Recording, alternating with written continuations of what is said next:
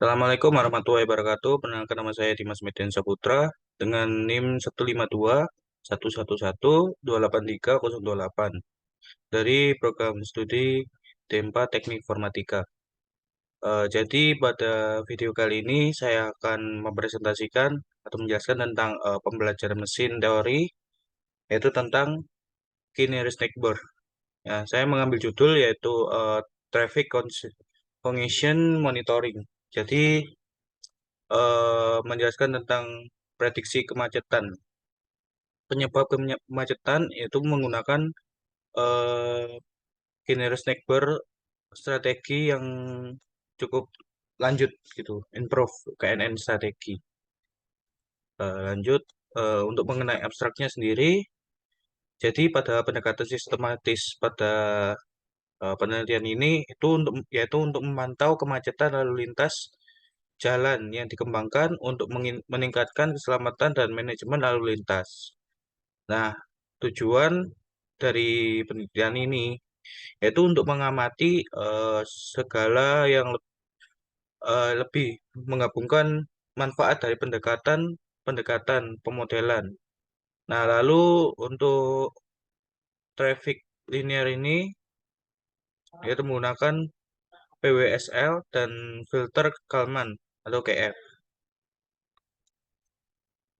Lalu pengamatan PWSL KF ini digunakan sebagai sensor virtual.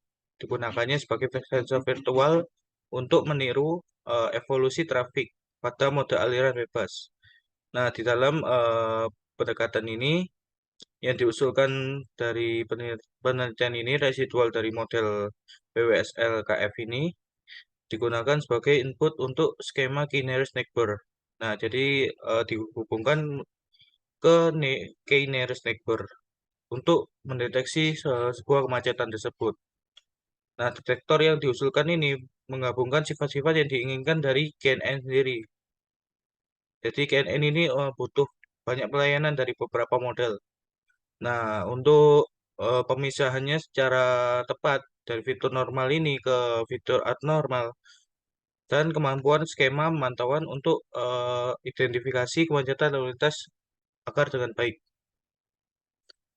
Untuk selanjutnya di bagian pendahuluan,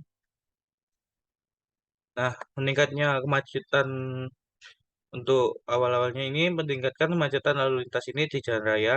Nah itu disebabkan perkembangan negara yang meningkat. Nah kebutuhan transportasi telah menyoroti pentingnya pemantauan dan pengawasan eh, kemacetan lalu lintas dari berbagai detektor lalu lintas yang telah dikembangkan.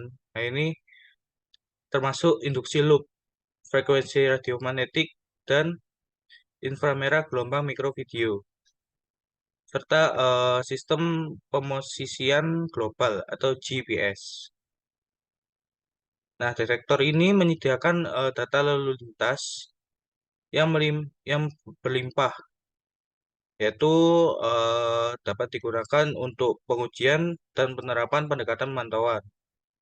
Nah, jadi pada penelitian ini itu mengusulkan pendekatan sistematis yang memantau kemacetan lalu lintas jalan raya dengan menggunakan pengamat yang lebih baik yang menggabungkan manfaat dari pendekatan modelan lalu lintas linear, piecewise switch atau PWSL dan Kalman filter PF.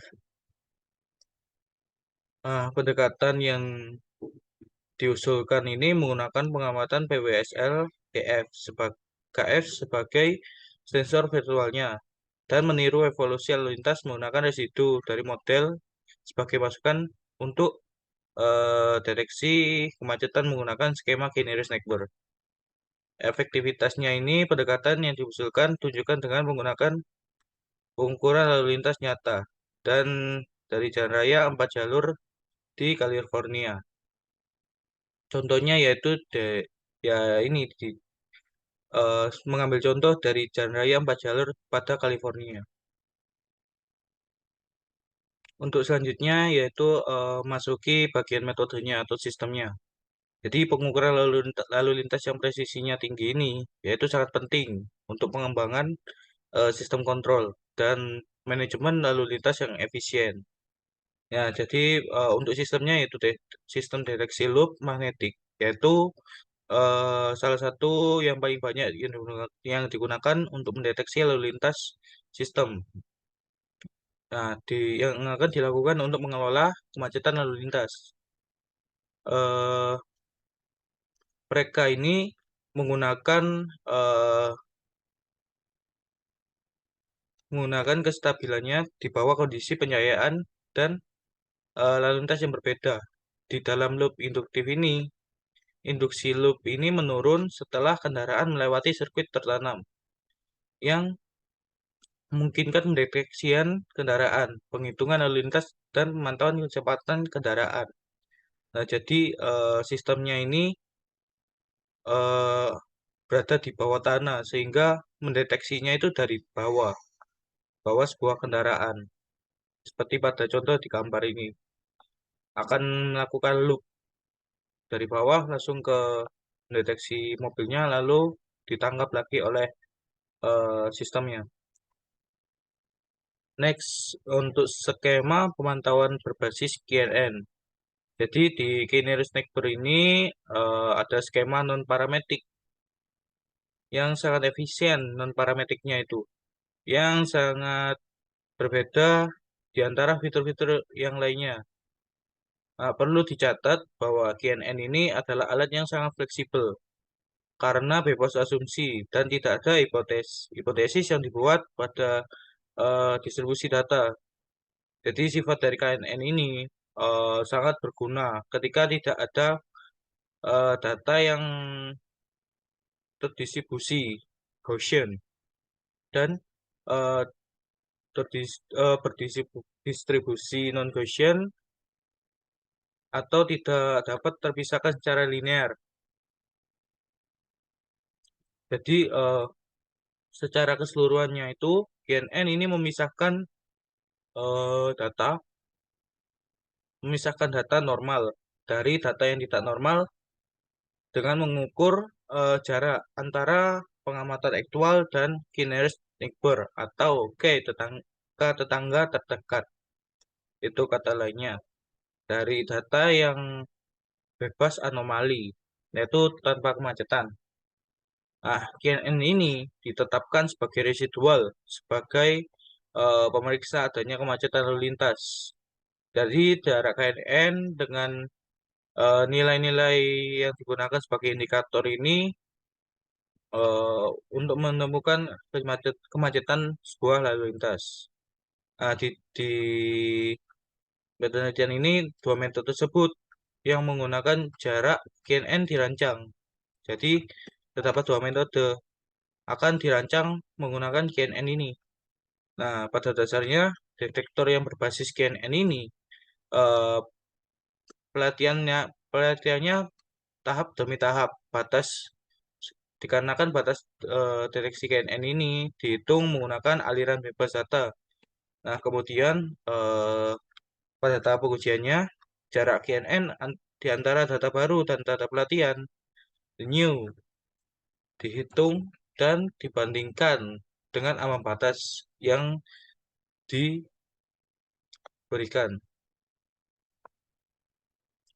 Nah, untuk alurnya seperti ini, alur flow-nya, yaitu pertama di normal data, training set-nya dulu, terus habis itu menemukan eh, Guinness neighbor-nya sebagai normal sampel, lalu melakukan computing KNN, distance for each sample, dan melakukan compute eh, penginputan atau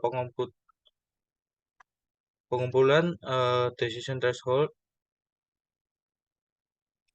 Lalu terdapat decision jika tidak maka melakukan testing data. Terus menemukan Keneris neighbor, computing and distance, lalu di looping lagi apakah tidak atau iya. Nah, jika sudah iya, maka melakukan congest traffic, pemantauan traffic itu. Nah, untuk yang terakhir ini setelah penelitian yang digunakan atau metode yang digunakan, terdapat beberapa hasil, yaitu keefektifan dari metode KNN ini yang berbasis PWSL KF yang diusulkan eh, dalam pemantauan kemacetan lalu lintas ini. Penelitian ini menggunakan pengukuran lalu lintas dari 4 jalur State Route 60 di jalan bebas hambatan di California untuk mengevaluasi kinerja pendekatan tersebut. Nah, skema Stewart ini dan pemulusan eksponensial berbasis KNN ini dirancang dan dibandingkan.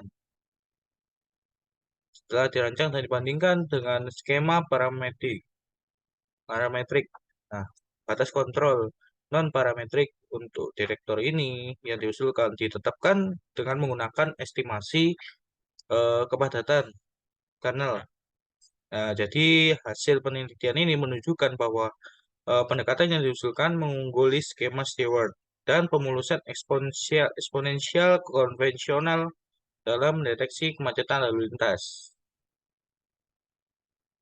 Dengan akurasi deteksi presisi dan skor F1 yang lebih tinggi, nah, pendekatan non-parametric KNNES ini menunjukkan kinerja yang lebih baik, terutama pada kemacetan dengan magnitudo yang kecil. Nah, secara keseluruhan, penelitian ini menyorot efektivitas metode KNN berbasis PWSL-KF. Dalam pemantauan dan deteksi kemacetan ini, kemacetan sebuah lalu lintas itu memberikan wawasan yang berharga untuk manajemen lalu lintas dan sistem kontrol.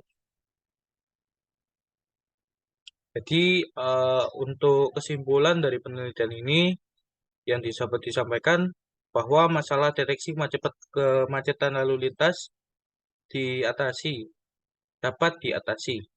Nah, pengamatan hibrida ini yang menggabungkan karakteristik sesuai dengan pemodelan PWSL dan estimator filter Kalman yang diusulkan untuk mengestimasi parameter kepadatan lalu lintas. Juga selain itu, sebuah pendekatan yang efektif mengintegrasikan estimator berbasis PWSL TF yang diusulkan oleh dan detektor berbasis GNN yang dirancang untuk mendeteksi kepadatan pada sebuah lalu lintas. Ya, dari sini 4 mekanisme yang berbasis GNN telah diperkenalkan untuk mendeteksi kemacetan lalu lintas. Stewart berbasis GNN ini dan skema pemulusan eksponensial parametrik dan non-parametrik kelayakan dan dari metodologi KNN berbasis PWSL KF ini yang diusulkan. Nilai yang dengan menggunakan pengukuran dari jalan bebas hambatan lajur di California. Nah, hasilnya menunjukkan bahwa skema yang diusulkan efektif untuk mendeteksi kemacetan lalu lintas. Nah, juga selain itu, hasil dari analisa ini menyoroti keunggulan metode yang diusulkan ketika menggunakan ambang batas non-parametrik yang dihitung melalui estimasi kepadatan kernel untuk penggunaan ambang batas dari parametrik GNN. Jadi saya mengambil beberapa referensi dari Fuzzy Arrow, yaitu tentang traffic uh, congestion monitoring using improved GNN strategy. Sekian terima kasih untuk pada video kali ini tentang presentasi traffic traffic congestion monitoring using and improvement GNN strategy ini. Bila ada kurangnya mohon maaf. Sekian terima kasih. Wassalamualaikum warahmatullahi wabarakatuh.